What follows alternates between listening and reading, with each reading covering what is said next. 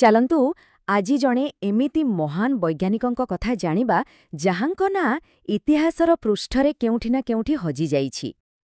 ତ ଏହି ଆଲୋଚନାରେ ଆମେ ଦେଖିବା ମେଘନାଦ ସାହାଙ୍କର ସେହି ଅବିଶ୍ୱସନୀୟ ଯାତ୍ରାକୁ।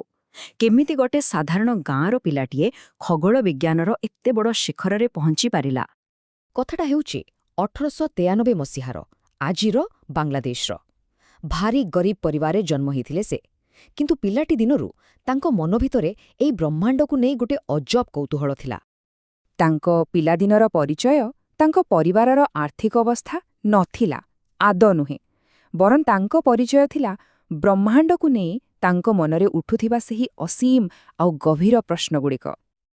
ଆଉ ଏଇ ଯେଉଁ ଜାଣିବାର ଇଚ୍ଛା, ଏହି ଜିଜ୍ଞାସା ହିଁ ତାଙ୍କୁ ଏକ ଏମିତି ରାସ୍ତାରେ ନେଇଗଲା ଯାହା ଆଗକୁ ଯାଇ ତାରାମାନଙ୍କ ବିଷୟରେ ଆମର ଧାରଣାକୁ ପୂରାପୂରି ବଦଳେଇଦେଲା। ହେଲେ ଏହି ପ୍ରଶ୍ନଗୁଡ଼ିକର ଉତ୍ତର ଖୋଜିବାର ରାସ୍ତାଟା ସେତେ ସହଜ ନଥିଲା। ଏହା ଥିଲା କଷ୍ଟ ଆଉ ସଂଘର୍ଷରେ ଭରା। ସେ ସମୟରେ ରାଜନୀତିକ ଅସ୍ଥିରତା ତ ଥିଲା, ତା ସାଙ୍ଗକୁ ଘରେ ଆର୍ଥିକ ସଙ୍କଟ।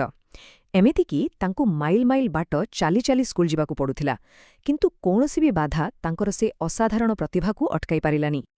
କେବଳ ଯେ ଗରିବୀର ସଂଘର୍ଷ ଥିଲା ତା ନୁହେଁ, ସାହାଙ୍କୁ ସେତେବେଳେ ଜାତିଆଣ ଭେଦଭାବର ସେହି କଠୋର ଆଉ କଷ୍ଟଦାୟକ ବାସ୍ତବତାର ବି ସାମ୍ନା କରିବାକୁ ପଡ଼ିଥିଲା। ଆଉ ଏଇସବୁ ସଂଘର୍ଷ ଭିତରୁ ହିଁ ବାହାରିଥିଲା ତାଙ୍କର ସେହି ଯୁଗାନ୍ତକାରୀ ଆବିଷ୍କାର, ଯାହା ଖଗୋଳ ବିଜ୍ଞାନର ରୂପରେଖାକୁ ସବୁଦିନ ପାଇଁ ବଦଳେଇ ଦେଲା। ଟିକେ ଭାବିଲେ ଆଶ୍ଚର୍ଯ୍ୟ ଲାଗେ, ମାତ୍ର 27 ବର୍ଷ ବୟସରେ ସେତେବେଳେ ସେ କୋଲକାତାରେ କାମ କରିଥିଲେ, ଆଉ ସେଇଠି ସେ ତାଙ୍କର ସେହି କ୍ରାନ୍ତିକାରୀ ସମୀକରଣକୁ ବିକଶିତ କରିଥିଲେ। ତ ଏହାର ମାନେ କ'ଣ? ଏହାର ମାନେ ହେଲା ତାଙ୍କର ଏହି ସମୀକରଣଟା ଗୋଟେ ମହାଜାଗତିକ ଚାବି ଭଳି କାମ କଲା।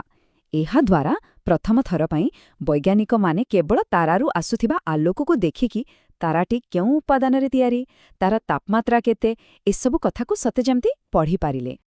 ଆଉ ସାଙ୍ଗେ ସାଙ୍ଗେ ପୁରା ଦୁନିଆର ବୈଜ୍ଞାନିକମାନେ ଏହାର ଗୁରୁତ୍ୱ ବୁଝିଗଲେ। ଏମିତିକି ନିଜେ ଆଇନଷ୍ଟାଇନ ଏହାକୁ ଏକ ସେନ୍ସେସନ୍ ବା ଚହଳ ପକାଇଦେଲା ଭଳି ଆବିଷ୍କାର ବୋଲି କହିଥିଲେ। କିନ୍ତୁ ସାହାଙ୍କର ଦୃଷ୍ଟି କେବଳ ପଦାର୍ଥ ବିଜ୍ଞାନର ଥିଓରି ଭିତରେ ସୀମିତ ନଥିଲା। ନା, ସେ ଥିଲେ ଜଣେ ପ୍ରକୃତ ଦେଶପ୍ରେମୀ ଆଉ ଜଣେ ଉତ୍ସାହୀ ରାଷ୍ଟ୍ର ନିର୍ମାତା। କାରଣ ସେ ବିଶ୍ୱାସ କରୁଥିଲେ ଯେ କୌଣସି ଦେଶର ଭବିଷ୍ୟତ ବିଜ୍ଞାନ ଉପରେ ହିଁ ନିର୍ଭର କରେ।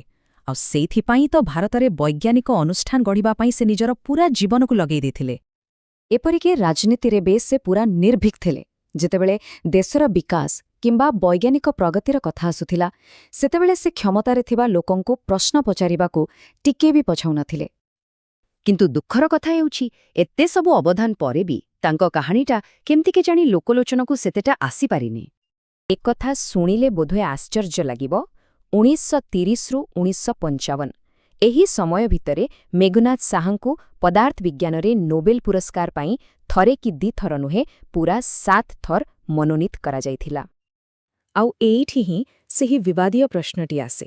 ଦୁନିଆର ବଡ଼ ବଡ଼ ବୈଜ୍ଞାନିକମାନେ ତାଙ୍କ ନାଁ ସୁପାରିଶ କରୁଥିଲେ, ତଥାପି ତାଙ୍କୁ କେବେ ବି ଏହି ପୁରସ୍କାର ମିଳିଲାନି। ଆଉ କିଛି ଲୋକଙ୍କ ମତରେ ଏହା ପଛରେ ରାଜନୀତି ହିଁ କାମ କରୁଥିଲା। ଏହାଠୁ ବଡ଼ ଦୁଃଖର କଥା ଆଉ କ'ଣ ହୋଇପାରେ ଯେ ବିଜ୍ଞାନର ଏହି ମହାନାୟକଙ୍କୁ ଆମ ଦେଶ ହିଁ ପ୍ରାୟତଃ ଭୁଲିଯାଇଛି। ସେହି ଦେଶ ଯାହାକୁ ଗଢ଼ିବାରେ ତାଙ୍କର ଏତେ ବଡ଼ ଭୂମିକା ଥିଲା। ହେଲେ ଏସବୁ ସତ୍ତ୍ୱେ ମେଘନାଦ ସାହାଙ୍କ ଜୀବନ ଆମ ସମସ୍ତଙ୍କ ପାଇଁ ଏକ ବହୁତ ବଡ଼ ପ୍ରେରଣା। ସବୁ ପ୍ରକାରର ବାଧାବିଘ୍ନ ସତ୍ତ୍ୱେ କେମିତି ନିଜର ଲକ୍ଷ୍ୟରେ ପହଞ୍ଚି ହୁଏ, ତାହା ସେ ନିଜ ଜୀବନରେ ଦେଖେଇ ଦେଇ ଯାଇଛନ୍ତି।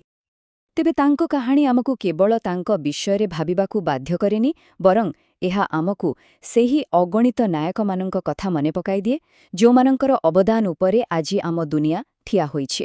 କିନ୍ତୁ ଆମେ ସେମାନଙ୍କୁ କେଉଁଠି ନା କେଉଁଠି ଭୁଲି ଯାଇଛେ।